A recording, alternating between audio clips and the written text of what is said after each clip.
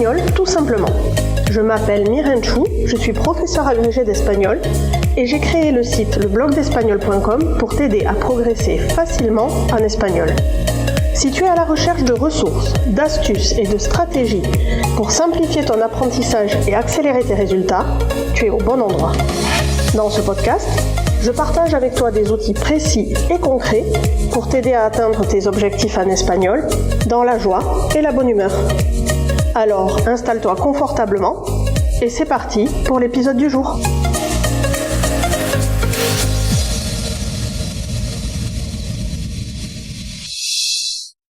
Hola, bonjour, comment ça va? Je suis ravie de t'accueillir sur ce nouvel épisode de Espagnol tout simplement.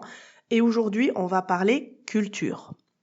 Si tu écoutes cet épisode au moment de sa sortie, c'est-à-dire le 28 novembre, ou pas très loin, on approche de décembre. Et avant de commencer la traditionnelle période de Noël en Espagne, il y a une autre échéance qui se profile, c'est la fête du 6 décembre.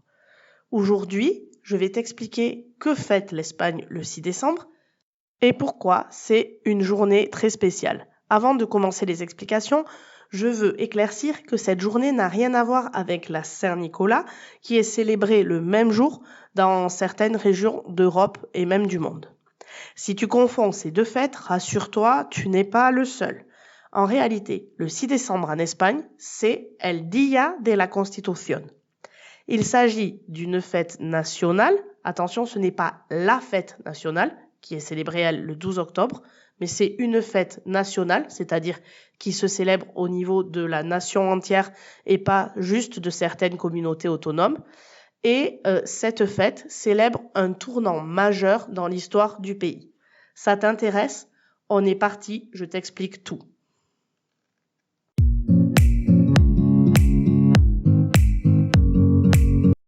Alors, qu'est-ce que c'est que ce fameux Día de la Constitución? Littéralement, c'est le jour de la Constitution. En effet, le 6 décembre 1978, après plus de 3 décennies de dictature franquiste, l'Espagne a approuvé une nouvelle constitution qui allait fonder les bases de la démocratie moderne qui perdure actuellement. C'est un jour clé dans la transition démocratique espagnole qui marque l'entrée du pays dans une ère de liberté et de droits pour ses citoyens. Si cette date est gravée dans la mémoire collective, c'est parce qu'elle est synonyme de justice, de pluralisme et d'égalité devant la loi pour les citoyens espagnols. Alors pourquoi cette date est-elle si importante pour les Espagnols? L'adoption de la Constitution a représenté un changement radical au niveau du mode de vie. C'était un pas vers l'Europe et vers la consolidation d'une société beaucoup plus ouverte. Cette nouvelle constitution a défini un cadre juridique qui garantissait la séparation des pouvoirs, l'organisation territoriale du pays et la protection des droits fondamentaux de chacun. Imagine que tu vivais dans un régime autoritaire, sans liberté d'expression ni de presse. C'est exactement ce que vivaient les Espagnols avant 1978. C'est pourquoi cette date est fêtée avec tant de respect et de fierté, parce qu'elle symbolise la reconquête de la démocratie par opposition à la dictature. Concrètement, à cette date, les Espagnols sont passés de la dictature à la démocratie. Alors attention, Franco s'était éteint en 1975. Il est décédé concrètement le 20 novembre 1975 à Madrid. De fin 1975 au 6 décembre 1978, c'est ce qu'on a appelé une époque de transition où on a, entre autres, rédigé cette constitution et, tu le sais, ça prend du temps, tout ce qui est administratif. Le 6 décembre 1978, c'est le jour où, symboliquement, le peuple espagnol est passé de la dictature à la démocratie avec un vent de liberté qui s'est mis à souffler partout en Espagne et qui a duré tout le temps des années 80-90 avant de revenir à une situation beaucoup plus normale. Alors, comment est célébré ce Día de la Constitución? C'est un jour férié, je t'ai dit que c'était national, et les cérémonies officielles ont généralement lieu à Madrid, avec des discours des leaders politiques.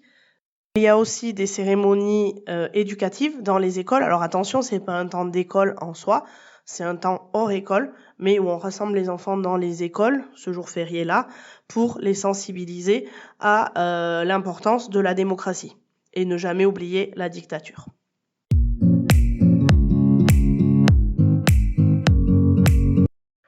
Comme je te l'ai dit, beaucoup de francophones peuvent confondre ce Día de la Constitución avec la Saint-Nicolas parce qu'elle est fêtée aussi le 6 décembre dans certaines régions d'Europe, notamment en Lorraine, en Belgique ou au Luxembourg. Mais attention, en Espagne, cette journée n'a absolument rien de religieux ou de traditionnel au sens où on pourrait l'imaginer avec Saint-Nicolas.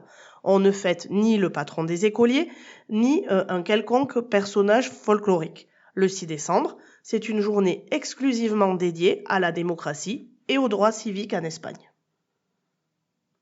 Attention, ce n'est pas tout.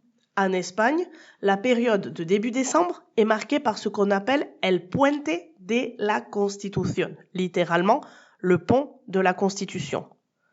Ce pont, c'est en fait la combinaison entre les jours fériés du 6 décembre, que je viens de t'expliquer, et celui du 8 décembre où on fête l'Immaculée Conception. Et là, oui, le 8 décembre, c'est bel et bien une fête religieuse pour les Espagnols.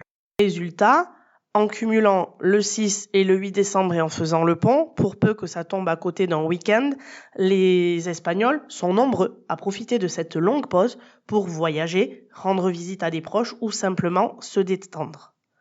La période qui entoure cette date est souvent propice à des escapades ou à des activités en famille.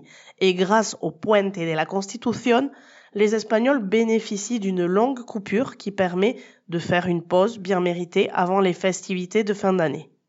Si tu te trouves en Espagne à cette période-là, attends-toi à des villes bien plus calmes, mais aussi à beaucoup d'animations dans les lieux touristiques.